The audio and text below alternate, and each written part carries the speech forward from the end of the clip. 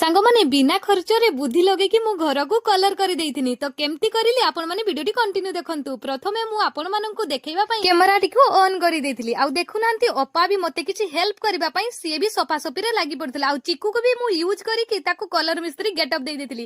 ଆଉ ସେପଟେ ହେଉଛି ଆମର ମାମା ଭାଇ ଷ୍ଟାର୍ଟ କରିଦେଇଥିଲେ ରଙ୍ଗ ମାରିବା। 600 ଟଙ୍କା ମଜୁରୀ ଶୁଣିକି ଆମ ମାନଙ୍କର ବୁଦ୍ଧି ଗୁଡୁମ ହେଇଥିଲା। ତେଣୁ ଆମେ ସମସ୍ତେ ମାମା ଭାଇ ଚିକୁ ଆଉ ଆମେ ମାନେ ମିଶିକି କଲର କାମ ସାରି ଦେଇଥିଲୁ। ଏଠି କଲର ହଉ ହଉ ମୁଁ ପହଞ୍ଚିଥିଲି ନନାଙ୍କ ପାଖକୁ, କାରଣ କେବେ ଗୃହ ପ୍ରବେଶ ହବ ଆଉ ତାର ଲିଷ୍ଟ ଆଉ ତା ଲଗ୍ନ ମତେ ନନା କହିଦଉଥିଲେ। ପୁଣି ନନାର ପାଖରୁ ମୁଁ ପଳେଇଥିଲି ସିଧା ରାତିରେ ମାନେ ସନ୍ଧ୍ୟା ବେଳକୁ ଆମର ପୂଜା ଷ୍ଟୋର ଦେଖିପାରୁଥିବେ। ଆଉ ପୂଜା ଷ୍ଟୋର ର ଲିଷ୍ଟ ଏତେ ସବୁ ଦିଆ ହେଇଥିଲା ଯାହାର ମାନେ ପ୍ରାଇସ୍ ହେଇଥିଲା 1200 କେତେ ଟଙ୍କା। ତ ଦେଖିପାରୁଥିବେ ଆସି ଦେଖିଲା ପରେ ଆରେ